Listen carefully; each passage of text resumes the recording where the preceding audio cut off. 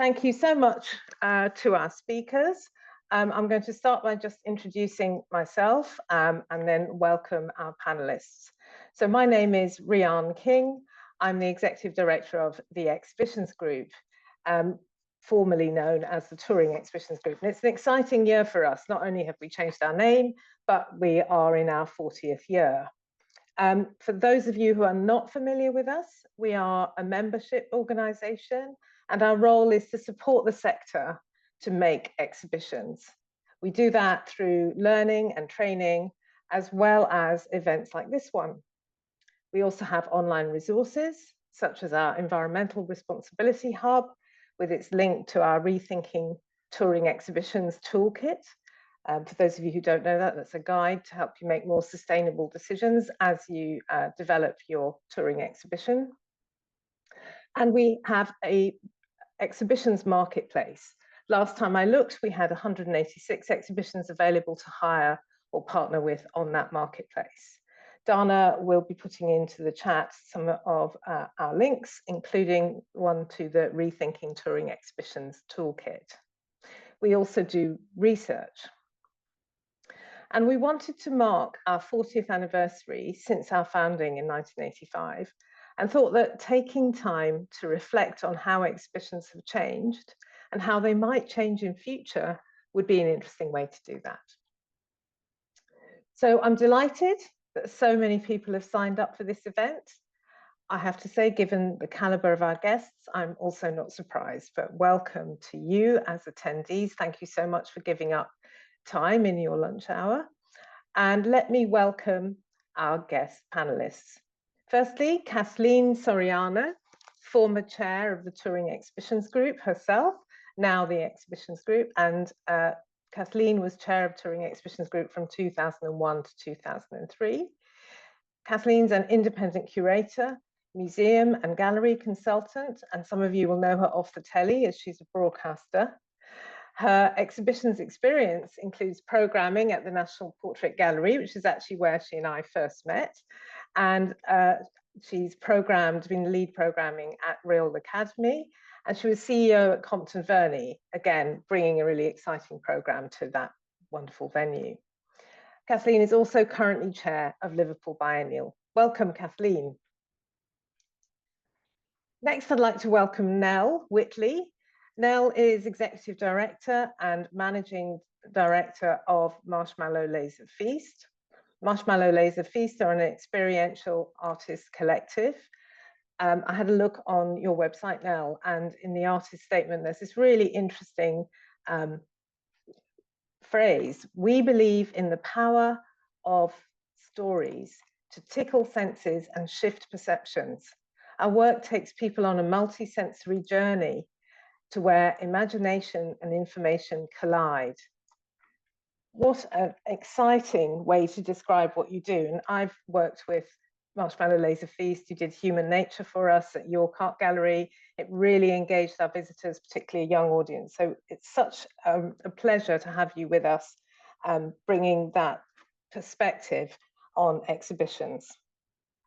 And I'd next like to welcome Caroline Grewar. Caroline is Programme Director at V&A Dundee. She began her career at the British Institute of Florence, Italy, and then joined V&A South Kensington, where she worked across capital projects, major exhibition delivery, and international touring exhibitions. It's such a pleasure. I live in Scotland, and it's such a pleasure to be welcoming you, Caroline. The V&A Dundee, and particularly I'd say the exhibitions programme, has an impact way beyond Dundee in Scotland. So it's a real pleasure to have you here as well. So welcome to our panelists, and thank you. So I'd like to start by turning to Kathleen for a brief moment of nostalgia, if I may. So Kathleen, you were chair of Touring Exhibitions Group from 2000 to 2003. I wondered if you could tell us what you got out of your engagement with TEG at that time.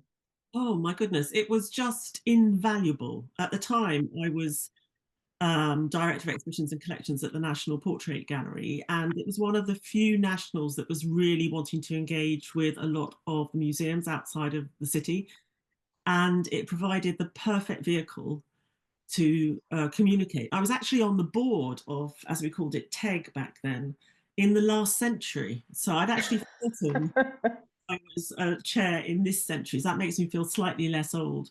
But it was wonderful and really, really useful.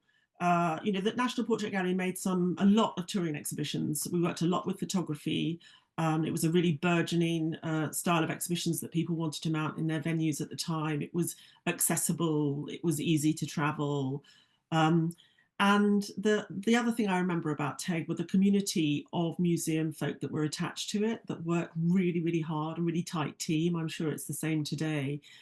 Individuals, particularly like Mike Sixsmith, who was the backbone of the organisation for the longest time. And also, strangely, Sarah Champion, who's now a Labour MP. And Sarah was my deputy for a very long time. So it's quite funny to see where she is today, knowing where she started. I also remember that one of the most important things about it was the gathering every year in the marketplace, bringing everybody together. And we used to have terrible times trying to find locations that were big enough to house us all, and would go to the gas hall in Birmingham and use all the wonderful mobile stands and create these really fabulous moments where everybody from museums and galleries would come together, shopping for projects, but also selling their wares. And it built a lot of really strong relationships. And, it was lovely to see people who I know from the early TEG days popping up, like, Helen Grundy and Nicola Colby and Kathy Putz, all people who were involved in the early days and who are still connected to what it's doing. So, yeah, good memories. Thanks, Kathleen. That really chimes with my current experience. There's still a board, some of whom are here today. I've spotted in the chat, Uli, who are so committed. And they're committed because they really believe in the power of exhibitions to engage audiences.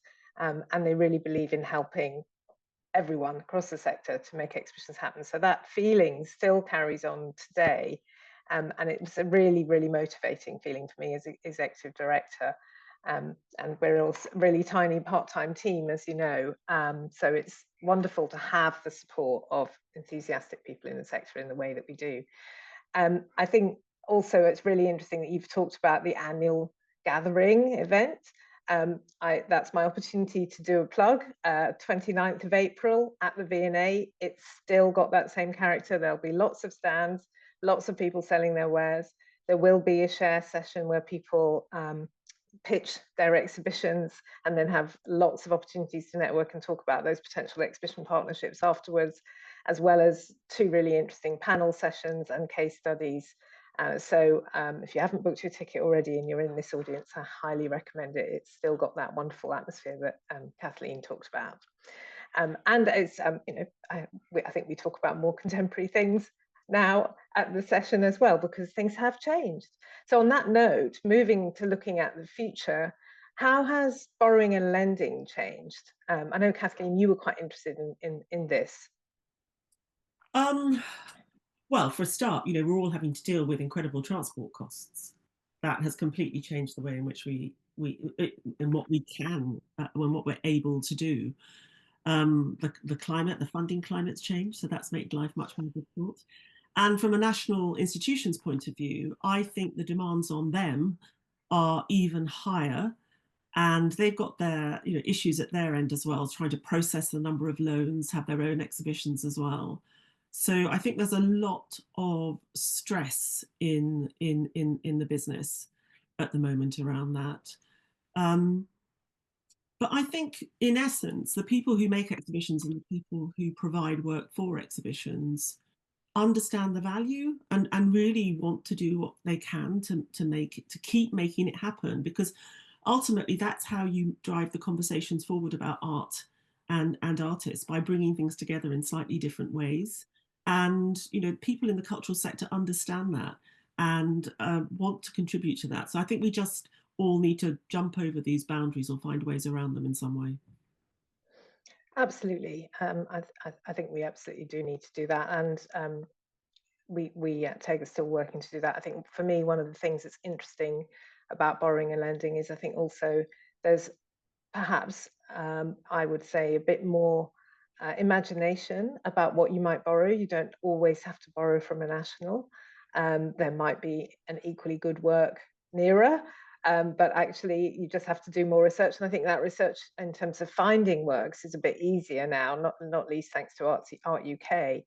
Caroline, you bring a different perspective to this at V&A Dundee. Would you like to just tell us a little about your perspective? Sure, yeah. I suppose the first thing for me to say with V&A Dundee is that we're not, of course, not a lender, but I think that can be confusing sometimes for colleagues in the sector as a relatively new organisation.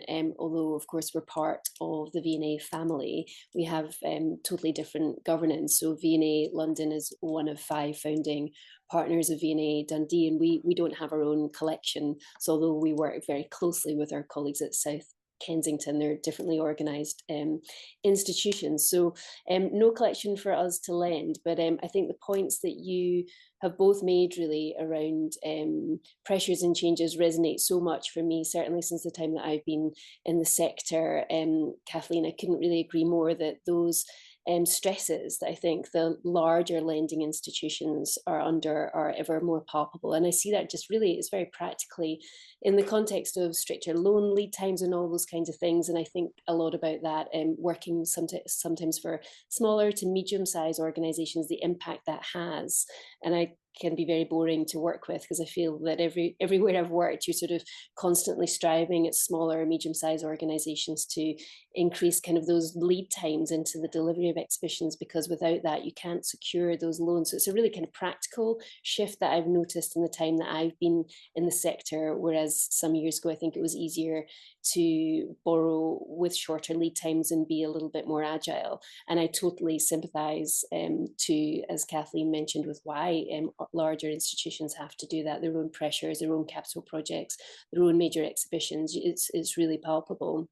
And then really to the point you were making, Reyahn, about being more imaginative, that's become a real reality for us at V&A Dundee, I would say, particularly through the pandemic, when the team here were researching the first major exhibition that was developed by the curatorial team at V&A Dundee, which was our tartan show. When the team were working, it was a team of 4 curators that were working digitally through the pandemic, and for various reasons finding the sort of natural lenders that they were going to, major nationals, may have shifted their goalposts because of the pandemic and were doing capital works and so forth, that they were really having to think imaginatively and creatively about loans. So actually in the end, that exhibition had over 130 lenders, and so many of them from small institutions, private lenders, places that we'd never been in touch before. So it really impacted the research development of the show. But that's something I would say that's resonating with us now as a curatorial team there at V&A Dundee evolves.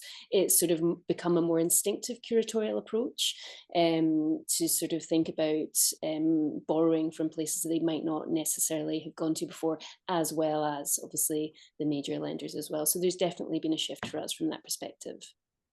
But it's ironic, isn't it, that longer lead times are required when organisations themselves have fewer members of staff in which to do that longer term planning on the For sure, it's a constant tussle. One's going that way and one's going this way. And in the past, I think, you know, it was about relationships as much as anything else. You'd call someone up, you'd talk to them about it, but it's so much more sophisticated now and complicated now that that isn't enough anymore. And you know, taking the advice of the people that you're talking to. I mean, Reyahn, you're quite right.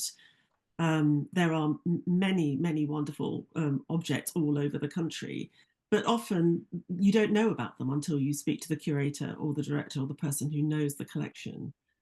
So I guess that's another reason why it's always good to gather together the larger network that you have in the exhibitions group now, because it's through those conversations and relationships that you discover more. Absolutely, and there are also some amazing networks like Plus Tate that I think are also helping with that job. And now, when we were talking before this session, you were also talking about some of the technical challenges as we've all become more familiar with new media, as more and more artists are working with more complex materials. There's also an additional technical challenge there. And before I invite you to just talk to that, I'm just going to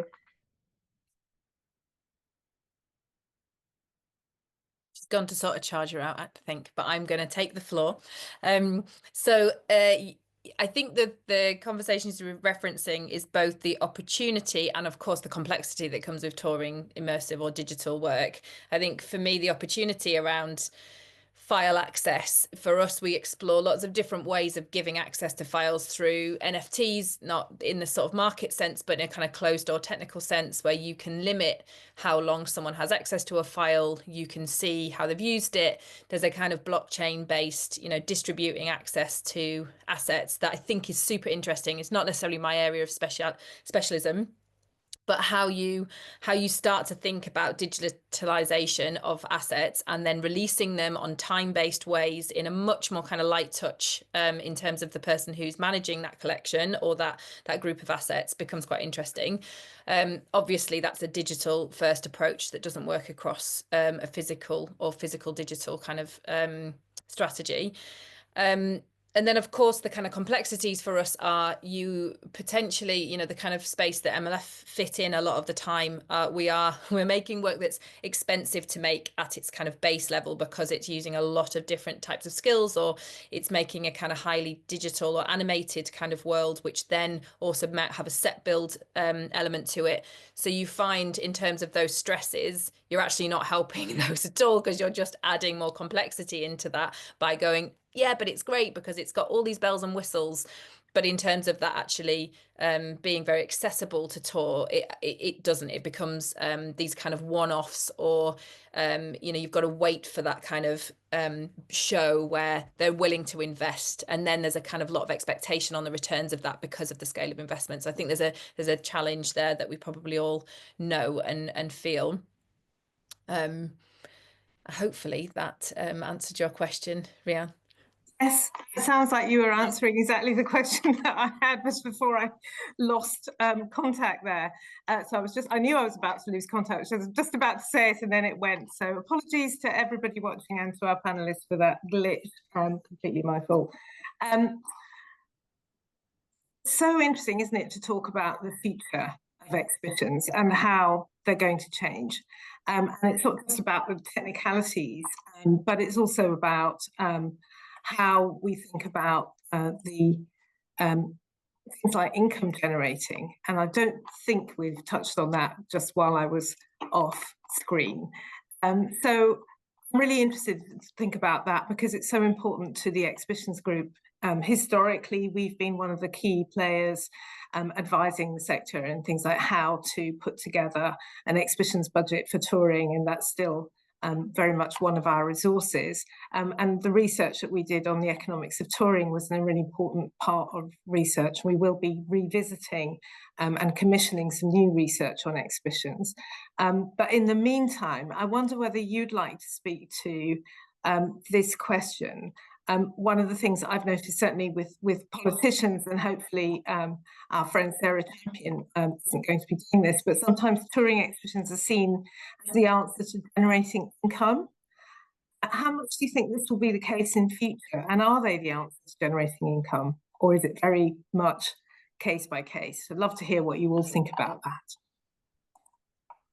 Shall I go first? I think it varies. If it's a Hockney print show that's travelling around again, then yes, potentially that is income generating for some organisations. But we're such we have to drive income at the moment for so many different ways. Be it from the cafe or the event hire or the learning programme that we run or the public programme that we run, that it can't just rely on exhibitions, and I don't think that touring exhibitions are always the perfect solution to it. I mean, what they do allow for is the building of creative ideas in a new and meaningful way that can broaden the canon, that allows people to be brave, which is what we need at the moment, and to take risks, especially if you're sharing that risk across two or more organisations. And the other thing we need to remember is that making a touring exhibition isn't just about one big institution coming up with an idea. Often it's about two or three people working together to create something that then moves around between them. So I think there's no one perfect touring exhibition that either makes money or in the way in which it's made. Yeah, absolutely. It's a case by case. What has been your experience, Caroline and Nell? Caroline. Shall I go first? Yeah, so it's front of mind for us at the moment as V&A Dundee. Until now, we've not had a touring programme. So actually, we're just on the cusp of starting our own touring programme as our tartan exhibition is due to go on the road. So I had interesting conversations with people who say, you don't have your own collection. Why? Why are you doing this? Because people in the sector know so very well what it means to pull together major touring or any size of touring exhibition. It's such an enormous amount of work, and it's so interesting for me as you sort of start to talk about touring exhibitions with those who might not be in that quite niche kind of part of the sector, for example, board members and so on. I don't think it's exaggerating to say that most of the time there are sort of dollar signs a little bit in people's eyes, and they think, touring, this is the income trick that's going to completely. And actually, so I've often found it's my job to be the person that's kind of relaying the realism, I suppose, around income generation and touring exhibitions, insofar as, yes, of course, income can eventually be generated, but in terms of how long that takes and how tricky that is and all the different kind of risks and balances that you have to work through in order to get to a point of income generation. It can be really difficult, I think, to express that to people who aren't in the nuts and bolts of what that specifically means. In terms of the future, I think it's really difficult for organisations to be touring exhibitions if there's not an amount of income generation. I know that some are able to do it for when they break even, or if it's feeding back into their own exhibition making cycle. But I think there is a shift in the sector. I think 15 plus years ago, there were times in the sector when organisations were able to tour, even sometimes if there was some loss making, because of the benefit that ensued around brand profile or different types of relationship building that they were working on for the future. And I don't think that people have that much flex anymore. But alongside the income side of things, in terms of the actual return to the organisation, I think that with things like the creation of the new soft power council, and I think in terms of how increasingly difficult it is for organisations to secure funds, we're always trying to demonstrate impact to all of our funders, whether that's government or private funders or trusts and foundations. And touring is such an exciting and important way of demonstrating, I think, impact. So I think that it's also about the kind of holistic vision or picture of how an organization is able to build itself externally, that it sort of supports the rationale for touring, and I think will really continue to resonate into the future. I mean, I should just say that when we were touring exhibitions at the National Portrait Gallery back in the 90s and 2000s, we were never making very much money from it, if any at all. If you threw in staff time, we were probably losing money. It was done because it was part of our mission and our intention to work with people. And at Dulwich Picture Gallery, where I've made a number of shows, we've often spoken about whether or not we should tour the exhibition somewhere else. And actually, a lot of the time, it doesn't work. It doesn't work financially, and it's better just to make it well in one location. Where it is good to work together, and we've done this sort of at the Royal Academy and other organisations I've worked in, is where that partnership enables you to secure loans or to contribute to the cost of a catalogue, for example, or a symposium, which would really move the conversation forward. But otherwise, it's not always the best. It's not the answer from a financial point of view. It's delivering in other ways. And I think one of the things we do in institutions, actually, with exhibitions particularly, is that we associate success with numbers, and it's always about profit, or it's about visitor numbers. And actually, I think one of the things we always need to do when we start talking about what exhibitions we're going to mount or who we're going to work with is talk about what those measures of success are, because sometimes they're not about the numbers, sometimes they're about the partnership, sometimes they're about the reach. And I think if an organisation can be really clear on what those measures of success are, it just keeps that energy flowing, rather than suddenly, you're not all aligned. You get to the end and someone says, well, we didn't have 150,000 visitors to this show. You go, well, that wasn't the point. Absolutely. Kathleen, I think, sorry, go on now. No, I was just going to say, from the flip side, from the artist side, touring our work represents about 20% of our income for or revenue for the year.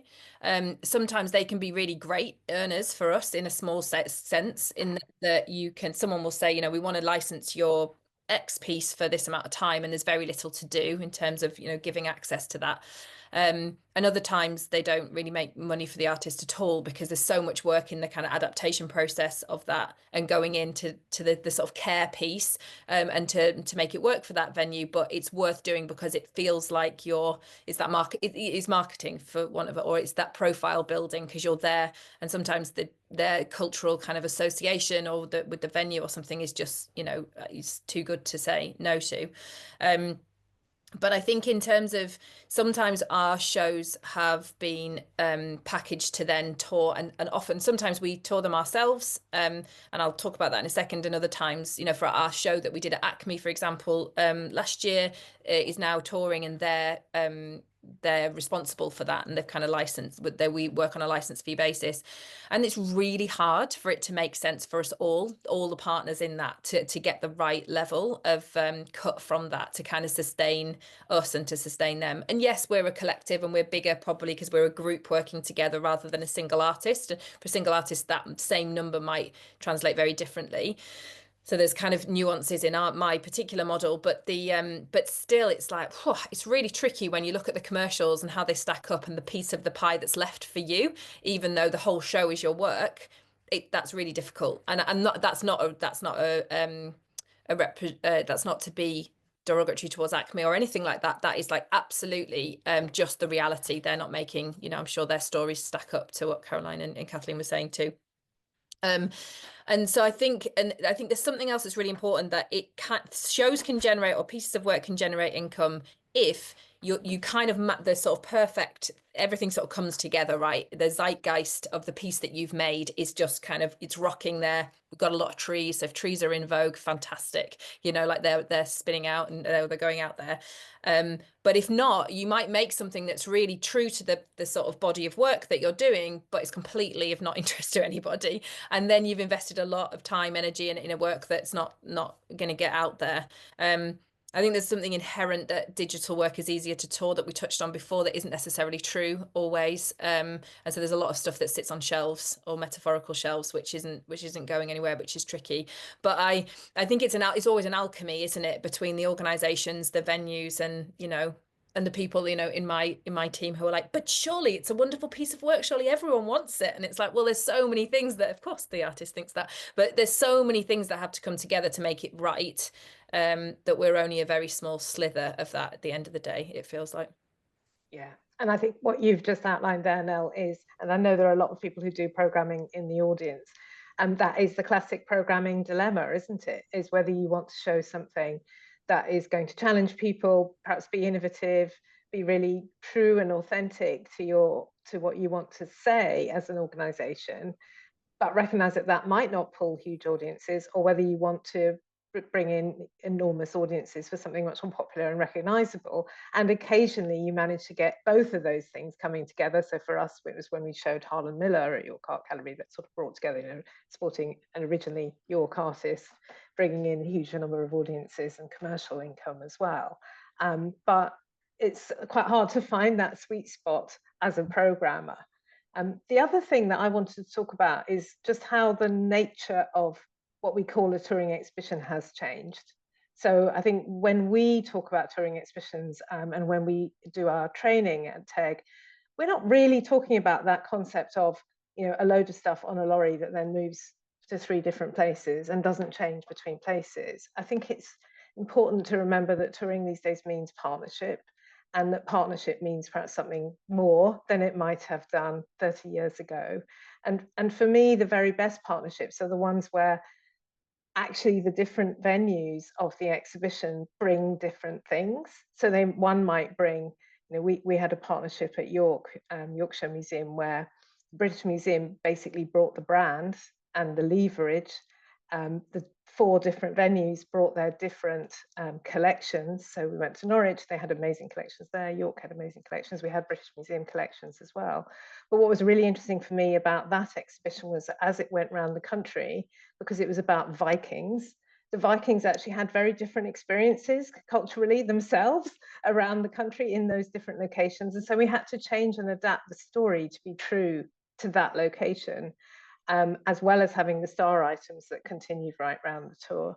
And we changed many of the exhibits as well. But actually doing it together as a partnership made our ability to tell the real story of the Vikings and their experiences in the UK and what it was like also for the people already here. That made it a much richer, deeper show. And we wouldn't have been able to do that without that partnership, but it was still effectively a tour. It was sold as a tour. So I think that to me is really interesting, is how we think about touring in ways that make sure that those exhibitions are really relevant to local audiences and that the exhibition changes as it goes along. Yeah, I think the other thing that's changed in the time that I've been doing it is that programming, when I started, was very much about feeling what was needed and knowing the artist and understanding the scene.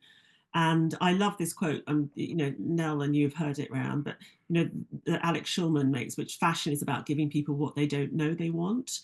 And I've always sort of adhered to that in relation to exhibition making and programming as well. But what has changed dramatically is data and the search for data and information on our audiences, which I think is absolutely crucial in any sort of thinking. But somehow within organizations, the balance can sometimes get lost when you're coming down to programming. It needs to be a combination of delivering for your audience and understanding your audience and able to do that, but at the same time, bringing that little bit of extra magic that isn't in the data.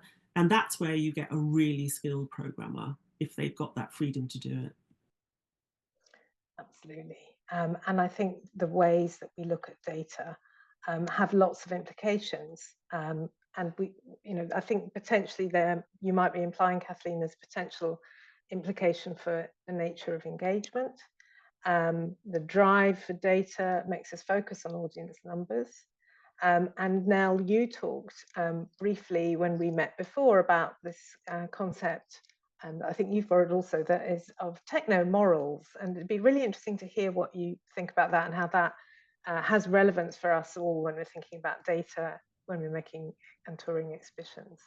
Yeah, it's a term I've totally stolen from Shannon Haller, who's at the Digital Futures Institute at the Futures Institute at Edinburgh University, I think. Sorry, I probably positioned her there, but she wrote a book called The AI Mirror, and she talks about, which is a great book in terms of kind of culture and artificial intelligence and the kind of risks around that.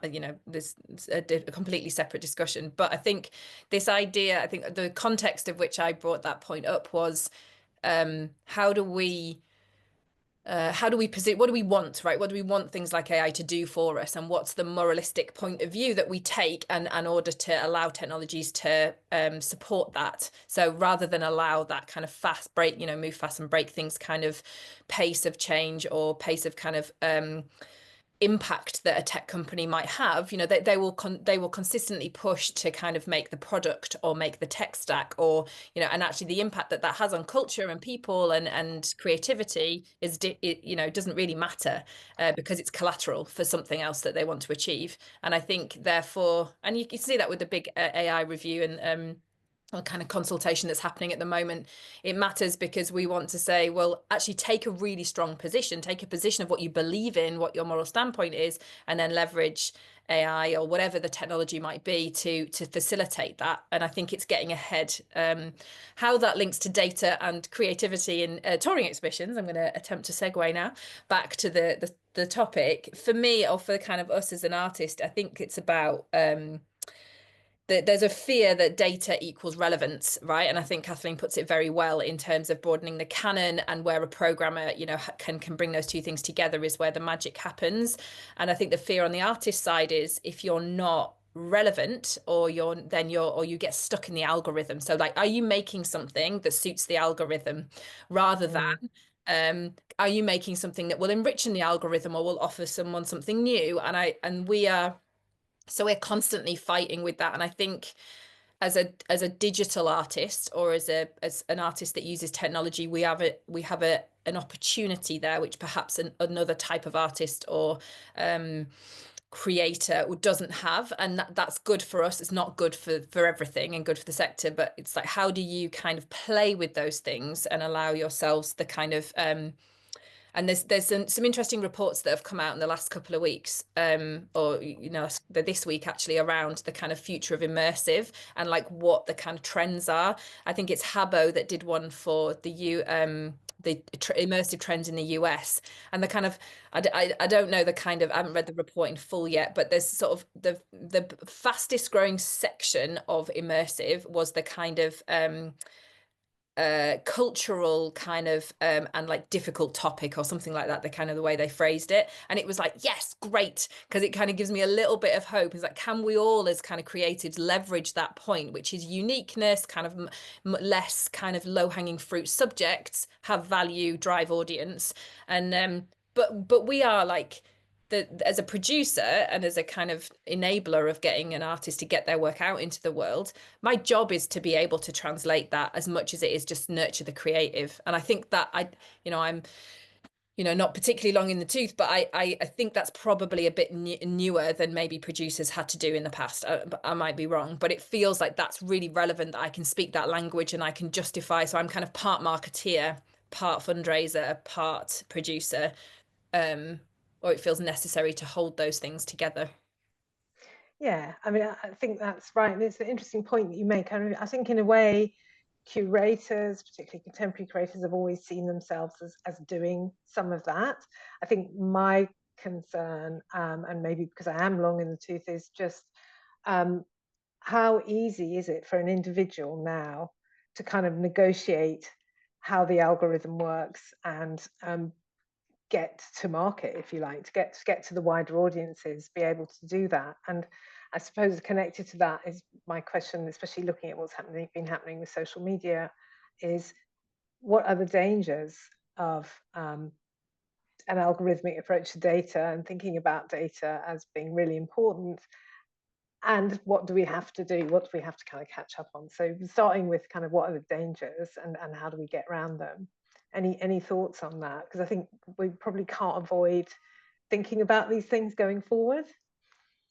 I think there's something for me, I don't know if this is what you're sort of alluding to, Reyahn, and it maybe bounces a bit more from what Kathleen was saying earlier on about the relationship that our sort of curators and researchers have with data, that I think about all the time. As someone who sits always at the intersection, I think, is the people that are looking at the algorithms and bringing the data, and the curatorial and creative teams, and trying to sort of find a sort of harmonious point of convergence. And it can be so challenging. There's can be such kind of, I guess, concern and risk that obsession with data and algorithms really curbs research and practice and creative spark, and actually trying to find that kind of harmonious point between those two kind of really robust set of expertise, I think, can be one of the biggest challenges.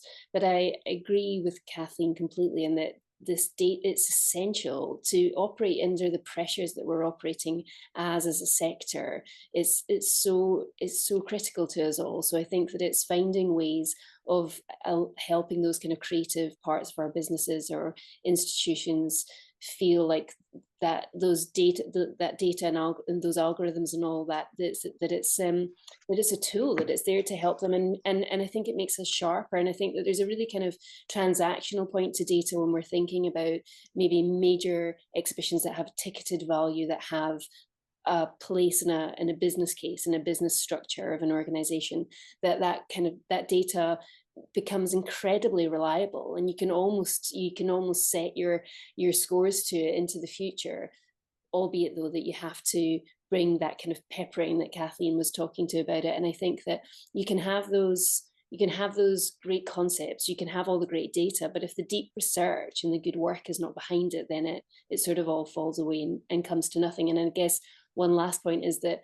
kind of data, I think, is often generated because of that transactional requirement of organizations. But I think if you're programming in a really sophisticated way, you can extract from that into the really niche parts of your program and your organization, and look at that really sophisticated cross section of audience that's coming to your organization, that's not maybe coming for the big ticketed show, but you know, you can pull them in with the tiny little display over here, or the really kind of quirky thing you have in the corner. It allows you to think really holistically, I think, about your audiences.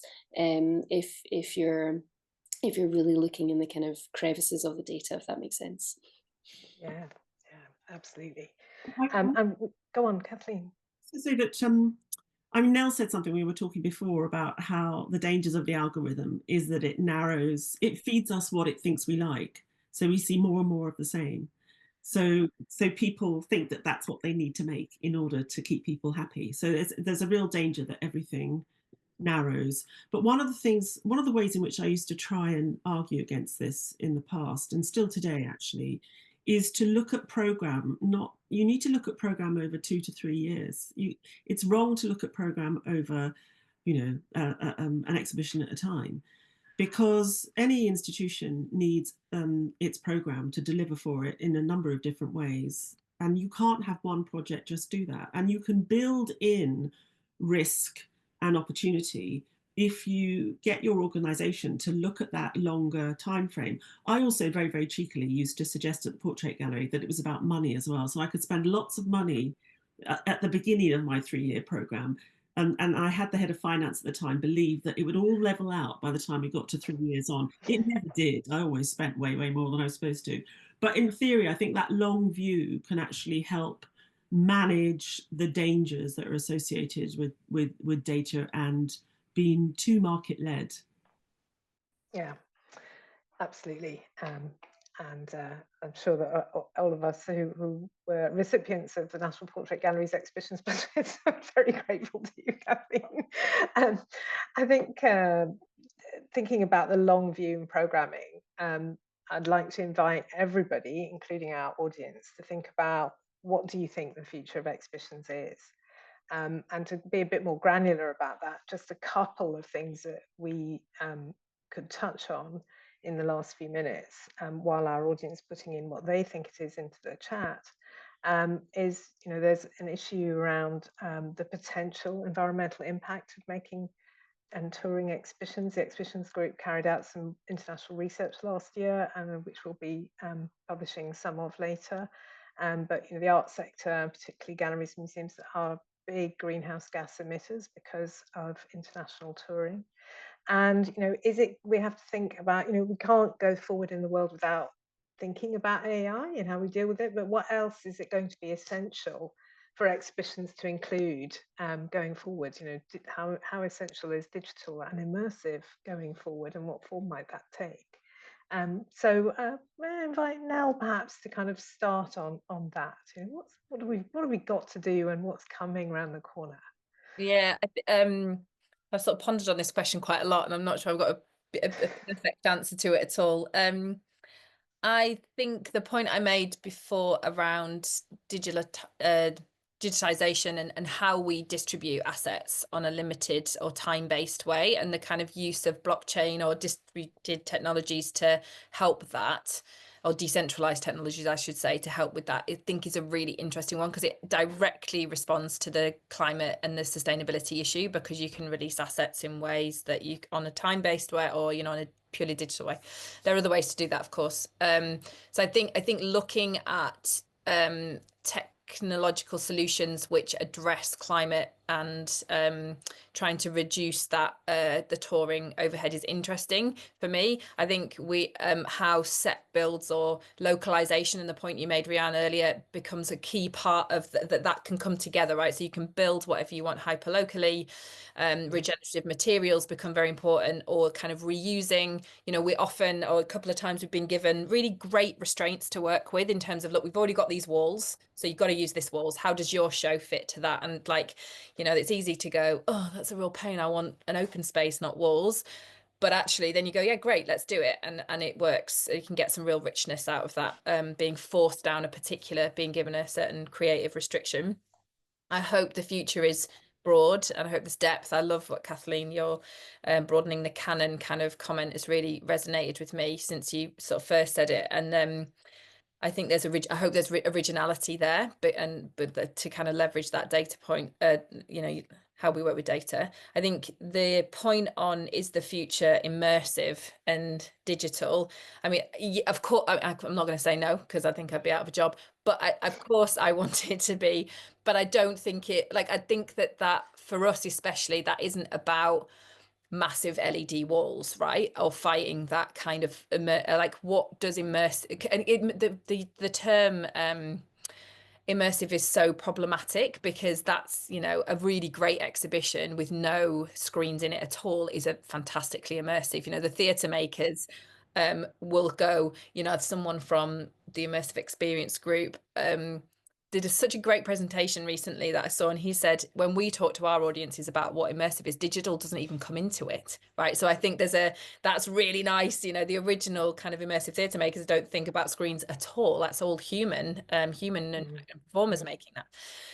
So I think for us, it's about physical and digital stuff coming together. You know, we will have loads of tooling on our phones, on our whatever the devices are that come into this world that will allow interpretation to be different. It will allow us to tell stories in new ways, and really reduce that kind of power and consumption side, but probably use the beauty of the immersive technologies in a different way. So of course that's a journey, and some of it will be absolutely awful, and some of it will be wonderful, and we'll learn the kind of new languages as we go. That's so interesting. What does immersive really mean? And you know, is it walking into somewhere like York Castle Museum, Victorian Street, or is it digital? Is it VR headsets? And I think the same is true for digital and new media. In terms of, you know, there's so many different technologies, and the tool doesn't want to replace the purpose of what you're trying to do with that tool, what story you're trying to tell. Caroline, what do you think is going to be exercising you in 10 years' time at V&A Dundee? Well, I think there's a point there that there's a few points. I'll try to be super fast. But no, we've got a bit of time. You're okay. Really resonated about the response, I suppose, that the sector is making in terms of climate and the environment. And I think in 10 years' time, I think what I think is really interesting is that we've seen the start. I think we're really immersed in already. There's been a huge shift in the sector in terms of our approach to this already, in terms of all the amazing toolkits that you've referenced earlier that people are using. But I think there's a change in the bloodstream of the sector already. I see it shifting from what was maybe once a kind of tokenistic ask and a contract for a designer, a build contractor around, it'd be nice if we could reuse this, to being absolutely implicit and in the bloodstreams of how we are foregrounding briefs and contracts, how people are appointed, and the colleagues on the ground that are insisting upon those choices being made. And I think the ecosystems that we're building within cities, I see in Dundee that kind of reuse and exhibition sort of fit out being sort of borrowed and letting is part of that kind of bloodstream. So I think the kind of and which is really exciting. It's a massive gear shift that I think I've seen even in the past sort of 4 or 5 years, and it transcends touring in terms of our approach to how things are shipped, where we're borrowing from, how couriers are used. So it's moving at pace, and that continues. In terms of experience and immersive, we have many debates about what immersive means, but I think that what continues is that the competition, if you're looking at ticketed, I suppose, exhibitions, a competition for what people are parting with their hard-earned cash for gets so much tougher every day. You know, you're competing with Netflix and you know people's. So I think that the demand on something experiential will ever increase, but I think it's that holistic approach to that. So whether it's something immersive, but it's how those it's the layers of exhibitions and how they transcend with objects and different approaches for different audiences, because lots of audiences want to come to museums and put their phones away. So for me, it's that kind of building on layers of exhibition making and layers of interpretation that will always include experiential moments, I think, for visitors. And then finally, something that's on my mind a lot recently refers to something you mentioned, Reyahn, earlier around context. I think when you were talking about the Vikings exhibition, I think that is very prevalent for us at the moment. It's building exhibitions that are highly attuned to context in terms of where you're making them locally, but also we all have kind of national and international remits. So it's kind of layers of context, but not just in terms of actual place. It's also about the context of the sector priorities around climate and EDI and those kinds of questions, but also the way the world is right now. I think that the context in which we're building exhibitions and how you reflect that through exhibitions and narratives and stories is such a priority. And I think that's been a shift recently as well. Yeah, absolutely. And so context, we've got to think more about the environment, and people are starting to do that, and lots of people are going to push for that. And I think your answer about local is really interesting, because I think there's a recognition out there, particularly beyond the arts, that we live in systems, whether those are local systems or beyond. And I think that understanding as you program about your connectivity, whether it's locally or whether it's to wider sector, to artists, it's just being much more aware of that as we think. I've delighted that a few people have been brave and put what they think the future of exhibitions is, and they have presumably just thought of this since they've been coming to this seminar. So wonderful to see people putting things in. Kathy Putz from Derby Museum says she would say the key to the future of exhibitions is the interface with learning teams working community, i.e. with making and practice. Of course, Derby, of course, got the famous Museum of Making. So that emphasis on making and practice, which speaks a bit to what you were speaking to, Caroline, about actually people want to put their phones away. So there's a kind of converse to the digital, which may be richer. But this real emphasis on learning and community, and thereby, Kathy says, with skills development for young people, especially enabling young people to program our spaces and explore their own potential as makers and producers. And actually, we haven't mentioned co-production today, even though that is something that actually TEG's been very involved with, and I'm sure you all are. But of course, that is the other part of this. When we've talked about audiences, we veered to data, but audiences is also about how do audiences make the exhibitions is absolutely critical into the future. I'm just looking to see that Claire Howe has said, I think moving forwards, there will be a balance of digital and physical items used in temporary exhibitions to highlight the physical by using the digital.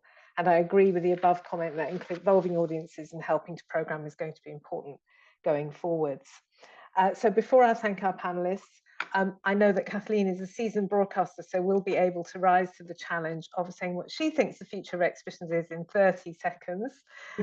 Over to you, Kathleen, and then we will conclude. Well, I'd like to think it's about being brave and being distinctive and having a compelling story to tell, because there's not enough of that at the moment. But I think we all know that the most exciting bit about making an exhibition is making an exhibition. And I just wonder whether the future will be that we somehow enable our audiences to be able to make their own exhibitions in more creative and exciting ways that has meaning to them. But that's another 30 years away, I think, if not further, because then you've got questions about, well, who's going to want to see it? But maybe that doesn't matter. Maybe that won't matter if you make it for yourself. Yeah, if you make it yourself. And if you make it, your friends and family at the very least will come, and no doubt your community. That's a lovely note to end on. Thank you. Being brave, thinking about the future, people making their own exhibitions and how we enable that. Thank you so much to our panelists today, Kathleen Soriano, Caroline Grewar, and Nell Whitley. You've been absolutely fantastic. I wish we had more time. I think the conversation could go on. And to our audience, thank you so much for listening attentively and giving us your time. It's, as Emma Baker says, it's really good to have time to consider these issues and themes. Have a lovely rest of your day, everybody. Thank you.